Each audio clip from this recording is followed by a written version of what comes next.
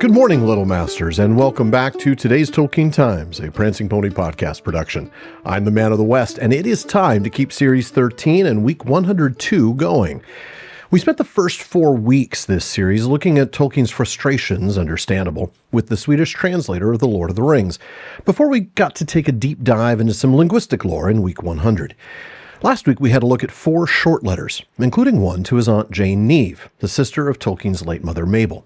Well, Tolkien writes to her again in letter 234, which we'll start, but we're probably going to have to wait till Series 14 to finish. It's now November of 1961. It's about a month after he had replied to her saying that her idea about Tom Bombadil is a good one, even if he wasn't feeling particularly inclined to write any more on Tom. He did think maybe the original poem could make a little booklet, illustrated, he hoped, by Pauline Baynes. So after Allen and Unwin agreed to the suggestion that he should put together a small book of his poems, we get to letter 234. He'd sent some of the poems that would be included in the book to her for her review. He begins by thanking her for returning them and by adding, "Do not worry about giving me any trouble." In fact, he says, "I have enjoyed myself very much digging out these old half-forgotten things and rubbing them up." And this next part I completely understand. He says he's enjoyed doing this all the more because there are other and duller things that I ought to have been doing. Love that for him. He goes on, "At any rate, they have had you as an audience. Printed publication is, I fear, very unlikely." He says that, but I wonder if he really believes that. I mean, Allen and Unwin have already agreed to the idea, and by this point, 1961, late 1961, one imagines that anything published with Tolkien's name on it will sell. Next, he goes into a bit about writing for kids that really helps bring some light to his 1939 lecture on fairy stories, which was later printed as an essay in 1947. And then 3 years after this letter to Jane Neve in 1965, he will make minor revisions to it for its inclusion in Tree and Leaf. Anyway, what he writes here in the letter: "Never mind about the young. I am not interested in the child as such, modern or otherwise, and certainly have no intention of meeting him or her halfway, or a quarter of the way. It is a mistaken thing to do anyway, either useless when applied to the stupid, or pernicious when inflicted on the gifted." Now, from an author who has written one of the most well-known and most beloved children's books comes the words, "I'm not interested in the child as such." But that's his point.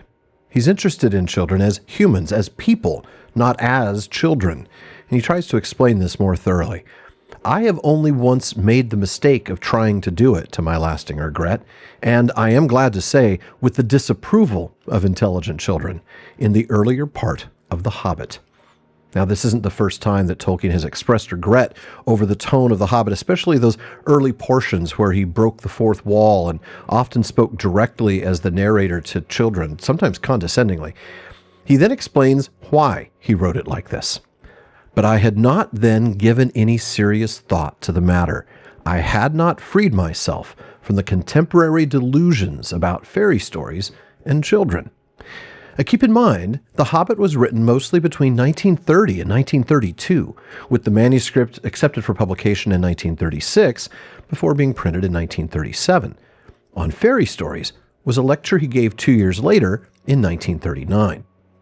And that lecture is where he goes next in his letter to Aunt Jane. "I had to think about it," that is, the contemporary delusions about fairy stories and children, however, "before I gave an Andrew Lang lecture at St. Andrews on fairy stories. And I must say, I think the result was entirely beneficial to The Lord of the Rings, which was a practical demonstration of the views that I expressed." Wholeheartedly agree, Professor. The change in tone is what made The Lord of the Rings such a huge success. As much as I love The Hobbit, The Lord of the Rings hits different. And Tolkien explains why in this letter. It was not written for children, or for any kind of person in particular, but for itself.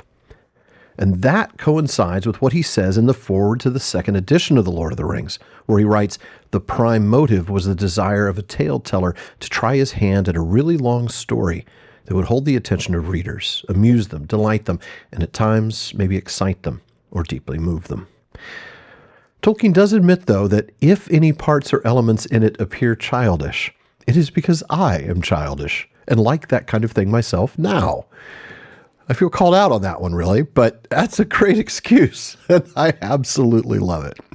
He goes on, I believe children do read it or listen to it eagerly, even quite young ones, and I'm very pleased to hear it, though they must fail to understand most of it, and it is in any case stuffed with words that they are unlikely to understand, if by that one means recognize as something already known. I hope it increases their vocabularies. That absolutely reminds me of what he wrote in On Fairy Stories. Children may hope to get fairy stories fit for them to read, and yet within their measure, as they may hope to get suitable introductions to poetry, history, and the sciences. Though it may be better for them to read some things, especially fairy stories, that are beyond their measure, rather than short of it. Their books, like their clothes, should allow for growth, and their books, at any rate, should encourage it. Now, the letter goes on, but we're beginning to run short on time. I feel like if I get into the next bit on plenilune and argent, I'll go on for an hour. So, for now, this wraps up this week's Tolkien Tuesday. Be sure to join me again next series when we finish this letter and keep going in the revised edition of the letters as we move into 1962. In the meantime, please visit patreon.com/TolkienTimes to learn how you can join the Content Council, get an ad-free feed, bonus episodes, and more. And then join me again tomorrow on today's Tolkien Times for Word Nerd Wednesday. Subscribe to the TTT in your podcast apps or to the channel on YouTube, and be sure you're following @PrancingPonyPod on social media. Finally, as Faramir says, go with the goodwill of all good men.